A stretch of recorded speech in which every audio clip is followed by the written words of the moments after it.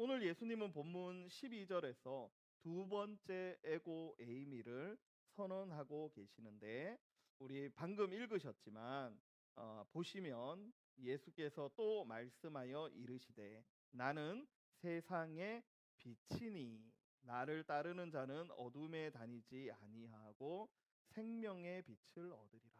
그러니까 여기에서 여러 가지를 우리가 찾을 수 있는데, 빛은 어둠과 반대의 위치에 자리 잡고 있는 것으로 오늘 우리에게 말합니다. 그러면서 오늘 예수님은 에고 에이미, 나는 무엇이다. 바로 세상의 빛이다. 에고 에이미 토 포스, 투 코스무 이렇게 되어져 있습니다. 포스가 빛이고 코스무는 우리가 잘 알듯이 코스모, 바로 우주라는 것이죠. 그래서 세상에 빛이 되신 주님을 오늘 예수님 스스로 선포하고 계시는 것을 볼 수 있습니다.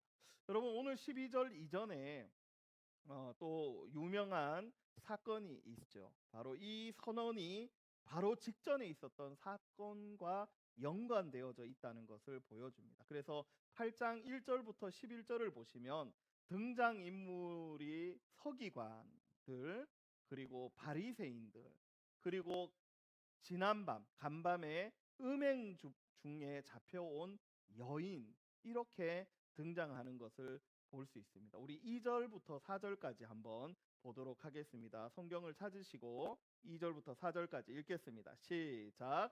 아침에 다시 성전으로 들어오시니 백성이 다 나오는지라 앉으사 그들을 가르치시더니 서기관들과 바리새인들이 음행 중에 잡힌 여자를 끌고 와서 가운데 세우고 예수께 말하되 선생이여 이 여자가 간음하다가 현장에서 잡혔나이다. 아멘. 여러분, 현장에서 잡혔다라는 것은 뭐 빼도 박도 할 수 없는 그러한 상황인 것이죠.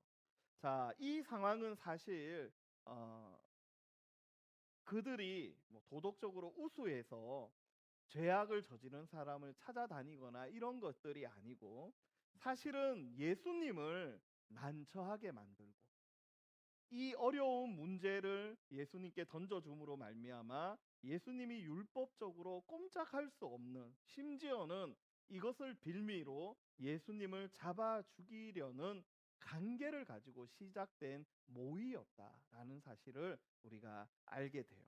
자, 모세의 율법에는 간음한 사람들은 반드시 돌로 쳐 죽이라고 기록이 되어져 있는데, 오늘 이 서기관들과 이 바리새인들이 그 율법 몰라서 예수님께 이 여인을 데리고 온 거 아니라는 거예요. 예수, 네가 한번 이 문제를 풀어봐.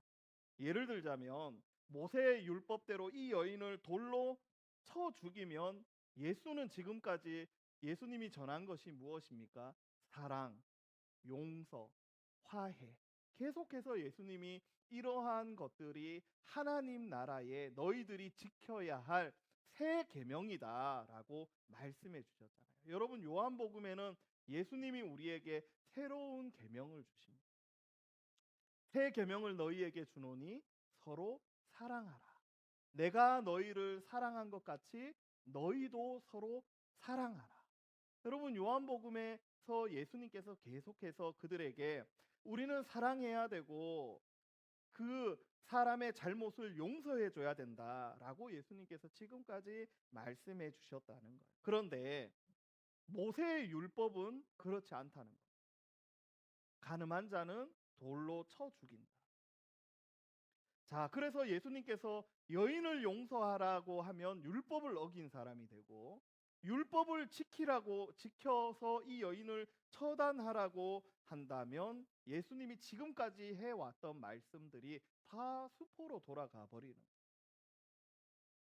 그래서 율법을 지키면 예수님은 이상한 말, 허황된 말을 가르치는 그런 가벼운 예수님이 되고, 여인을 살리면 율법을 어긴 죄로 죽을 수도 있는 이 난처한 상황에 예수님이 지금 처하게 되었다는 것입니다. 자, 그런데 결과는 어떻습니까? 예수님께서 땅에 글을 쓰고 죄 없는 자가 돌로 먼저 치라라는 이 한마디로 예수님은 이 율법의 굴레를 넘어가셨다는 그 내용이 1절부터 11절까지 있었던 사건의 내용입니다. 여러분 1절부터 11절에 있는 이 이야기에서 우리는 두 가지를 생각할 수 있습니다. 하나는 무엇이냐? 밤에 이루어진 음행의 죄에 대해서 예수님께서 말씀하시면서 그 여인에게 뭐라고 말하냐 하면 다시는 이러한 죄를 짓지 말라라고 말씀합니다. 그게 무슨 말이냐 하면 어두운 때에 어둠에 다니지 말아야 한다라는 거예요. 오늘 8장 2절을 시작하면서 이 여인이 잡혀온 시간이 이른 아침이다. 우리 말로 말하면 새벽이라고 볼 수 있는 거죠. 새벽이나 이른 아침. 그 이른 아침에 이 여인을 잡아왔다는 것은 이 범죄가 밤에 이루어졌다는 것을 이 이야기 속에서 강조해 주고 있습니다. 아침 일찍 성전에 있는 예수님에게로 이 여인이 끌려왔는데 이 여인은 음행의 범죄를 밤에 저질렀다. 여러분 범죄는 밤, 어둠과 항상 연결되어져 있습니다. 이것이 물리적인 어둠일 수도 있고 또한 영적인 어둠일 수도 있는 것이죠. 자, 사람들은 밤이나 어둠에는 죄를 짓고 싶어 하는 욕망도 있고 또 어둠을 이용해서 일탈을 꾀하고자 하는 유혹에 쉽게 넘어가는 것이 바로 우리 사람입니다. 어둠이 나의 추악한 그러한 모습들을 준다라고 생각하는 것이죠. 심지어는 하나님도 이것은 모르실 거예요. 우리가 그렇게 넘겨 짚어 버리면서 어둠 속에서 하나님이 금지하고 하나님께서 싫어하시는 그러한 삶을 살아갈 때가 많다라는 거예요. 범죄와 밤, 범죄와 영적인 어둠은 항상 연결되어져 있다. 그것은 하나님께도 숨길 수 있을 것 같은 어둠이라고 생각하기 때문 기대죠. 자신만의 기대인 것입니다. 여러분 우리가 성경에서 유명한 다윗 같은 왕이 있지 않습니까? 다윗은 하나님께 어떤 평가를 받은 사람이었냐 하면 사도행전에서도 그대로 나와 있고 사무엘 상에서도 그대로 나와 있지만 다윗은 내 마음에 합한 자다. 하나님께서 그렇게 말씀해 주셨어요. 마음에 합하다는 것은 하나님의 마음과 딱 맞다. 너무 마음에 든다라는 거. 그러한 다윗도 씻을 수 없는 죄의 구렁텅이에 빠진 적이 있습니다. 바로 자기 자신의 충신이었던 우리아의 아내 밧세바를 간음하고 임신시킨 후에 하나님과 사람들을 다 속이려고 했어요. 이게 어둠인 거예요. 하나님도 속일 수 있다. 영적인 사람들도 내가 속일 수 있다. 내가 죄를 지은 것을 다 가릴 수 있다라고 생각하는 것은 바로 교만이요. 그 어둠 속에 있는 자들의 착각입니다. 그래서 다윗은 밧세바가 복중에 아기를 가지고 있을 때 이 아이를 내 자기와 불륜 속에서 만들어낸 아이가 아니라 우리아의 아이로 속이려고 하였다는 거예요. 그래서 전쟁 중에 있는 우리아를 전령을 보내서 불러옵니다. 그리고 왕궁에서 먹을 것 막 대접하고 술도 막 대접합니다. 그리고는 다윗이 뭐라고 말하냐 하면 우리아야 전쟁하느라 고생했으니까 휴가 받아서 잠시 나왔으니 집으로 가라. 이게 뭡니까? 밧세바와 동침하게 하고 밧세바가 나중에 아이를 출산할 때에 자연스럽게 우리아의 아이가 되는 그러한 상황을 노렸다는 거예요. 그런데 성경을 보면 하나님께서 우리아의 마음에 충성심을 주셨어요. 그래서 뭐라고 말하느냐? 왕이시여 전쟁 중입니다. 오늘 불러주셨고 음식 주셨고 술도 주셨으니 제 여기서 자고 아침 일찍 전쟁터로 나가겠습니다. 다윗의 어둠으로 인하여 만들어진 거짓 이야기가 다 깨져버려요.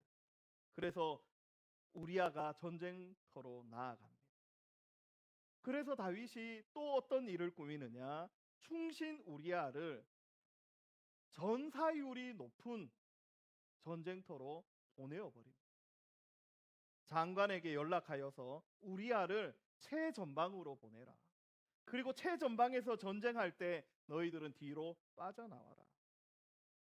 그래서 그 자리에 선두에서 용감하게 전쟁을 치렀던 우리아, 바세바의 남편이 선두에서 전쟁 가운데 죽게 되는 것을 볼 수 있습니다. 여러분, 그런데 이것이 다윗의 어둠이었어요. 다윗은 자기가 어두우니까 모든 것이 다 어둡게 보였습니다. 그래서 이 죄악을 다 덮을 수 있겠다. 이제 우리아가 죽었으니 내가 바세바를 마음껏 취해도 되겠다라고 생각했던 것. 그런데 하나님이 빛으로 그의 삶을 유일하게 보고 계셨어요. 그래서 선지자 나단에게 하나님께서 말씀하십니다. 다윗에게 가서 회개할 기회를 주어라. 여러분, 다윗의 이 모든 시도가 어둠에 있기 때문에 시도되었던 것. 다윗은 하나님의 마음에 딱 맞는 자로서 믿음의 사람의 선망의 대상이었지만, 신앙의 모델과 같은 사람이었지만, 어둠에 빠지면 우리는 죄에서 벗어날 수가 없는 거죠.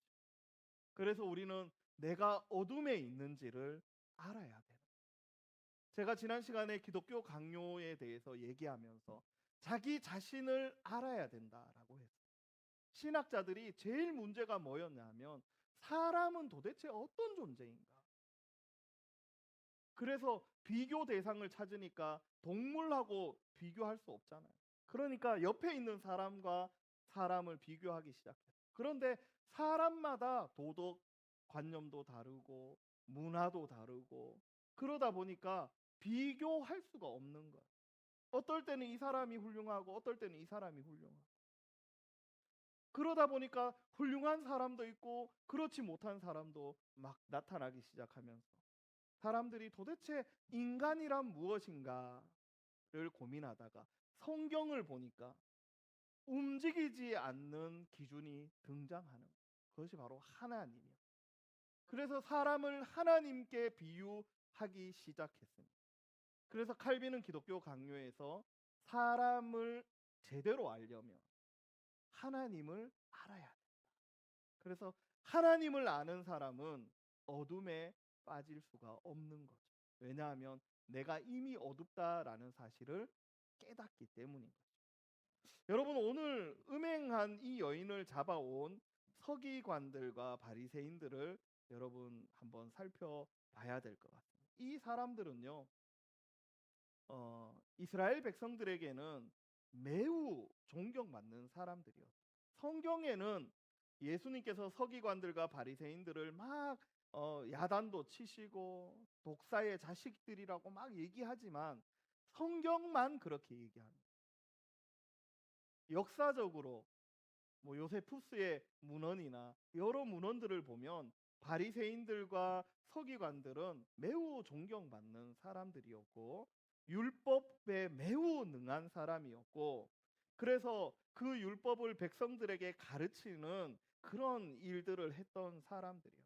그러니 많은 사람들의 존경을 받는 거죠. 우리가 어릴 때 내가 존경하는 선생님은 화장실도 안 가는 줄 알았잖아요. 진짜.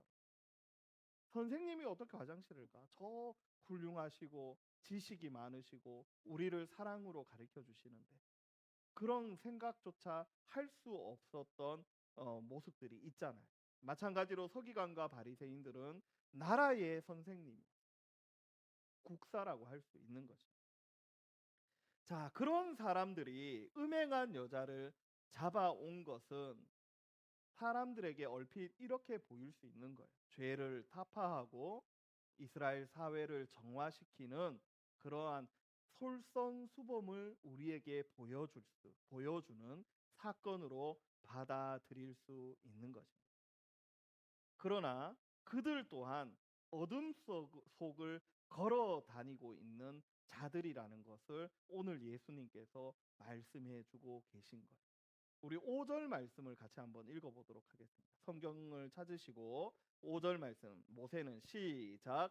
모세는 율법에 이러한 여자를 돌로 치라 명하였거니와 선생은 어떻게 말하겠나이까. 자, 그들이 예수님께 찾아와서 모세의 율법, 우리 이스라엘 사회의 근간이 되는 그러한 율법이죠. 그 율법에서는 이러한 여자를 돌로 치라 명하였다. 예수님 어떻게 하시겠습니까? 모세의 율법에는 간음은 반드시 돌로 쳐 죽이라고 분명하게 여러 번 말씀합니다.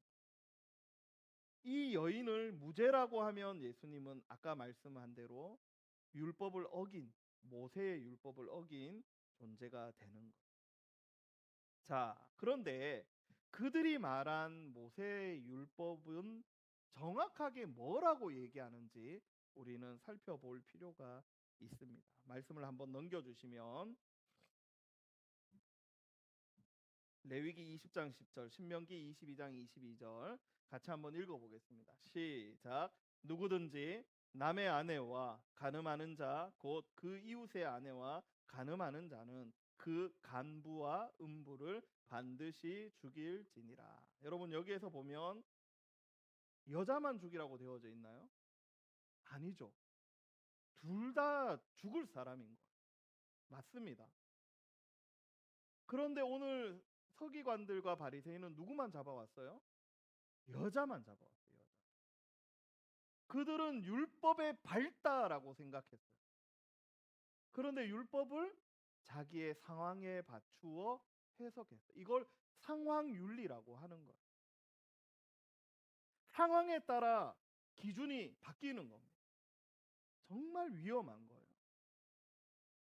우리나라 사법부도 마찬가지잖아요. 그래서 사람들이 예전에 돈이 있으면 죄가 없고 돈이 없으면 죄가 있다라는 그런 한 맺힌 이야기들을 사람들이 하잖아요. 왜? 법이 기준에서 자꾸 흔들리니까. 돈 많은 사람들의 편을 들어주는 것 같으니까. 마찬가지입니다. 분명히 그들이 말하고 있는 모세의 율법은 간음하는 남녀 모두를 다 죽이는 거예요. 신명기 22장 22절도 읽습니다. 시작. 남자가 그 유부녀와 통간함을 보거든 그 통간한 남자와 그 여자를 둘 다 죽여 이스라엘 중에 제할지니라. 아멘. 여러분, 법은 움직이면 안 돼요. 하나님이 우리의 기준, 인간의 기준이 되시는 이유는 움직이지 않기 때문에. 그래서 성경에는 하나님은 그림자도 변하지 않는다고 해요. 여러분, 사람이 막 돌아다니면 그림자가 여기 생겼다 저기 생겼다 하잖아요. 그런데 하나님은 그림자조차도 변하지 않는. 마찬가지로 하나님이 주셨던 이 율법도 기준이 흔들려서는 안 되는 것인데 오늘 서기관들과 바리새인들의 위선과 어리석음과 어둠이 드러났다는 것. 여러분, 이 여인이 잘했다는 것 아닙니다. 이 여인도 어둠에 빠져 있었기 때문에 음행의 죄에 빠졌습니다. 그것이 우리의 모습이에요. 그런데 좀 잘나 보이는 사람들도 오늘 바리새인과 서기관들처럼 어둠에 빠지면 그들이 전문적인 신학자라고 생각하고 있었지만 그들의 상황에 따라서 그들의 유익에 따라서 하나님의 말씀을 이렇게 변개해서 이 여인을 죽이려 하였고 심지어는 무관한 예수님을 죽이려 하였다는 거예요. 이게 뭡니까? 어둠에 빠져 있다는 증거라는 거예요.